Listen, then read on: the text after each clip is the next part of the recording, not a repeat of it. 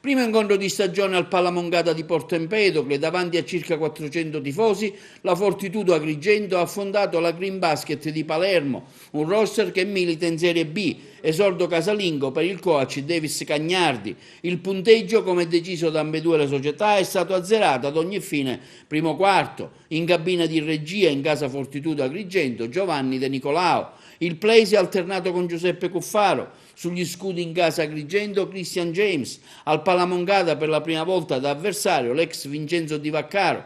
La squadra allenata da Davis Cagnardi si è divertita, ha fatto divertire. In attacco i biancazzurri si sono affidati ai loro principali terminali offensivi, tra questo Pepe e James. La partita è terminata con il punteggio di 68-52. Sentiamo il coach Cagnardi. La riforma è ancora chiaramente in divenire, visto il momento della pre-season.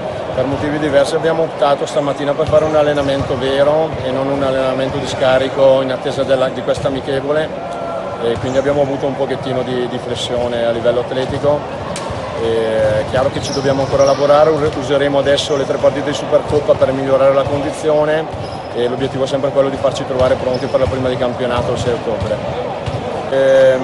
Una squadra che ancora si deve un pochettino trovare, si stanno cercando, si stanno annusando, hanno bisogno chiaramente di trovare quel feeling sia a livello personale, parlo di skills tecniche, sia a livello chiaramente di sistema difensivo e offensivo. Dal punto di vista difensivo abbiamo sempre avuto un buon atteggiamento anche a Capo d'Orlando e anche questa sera abbiamo subito in tutto 52 punti solamente, e quindi questo sono un ottimo risultato anche per via del fatto che nel secondo quarto abbiamo subito 8 punti nei primi 2 minuti, significa che nei restanti 38 minuti abbiamo difeso con grande aggressività e attenzione. È chiaro che questo non può bastare, giocavamo comunque con una formazione di Serie B, abbiamo bisogno di oliare molto i meccanismi, ancora offensivamente abbiamo tanto lavoro da fare, tante cose da inserire, avremmo potuto e dovuto concretizzare meglio il lavoro difensivo con dei contropiedi che abbiamo buttato via con troppe palle perse, però chiaramente la strada è lunga, lo sappiamo, e comunque la strada imboccata è quella corretta.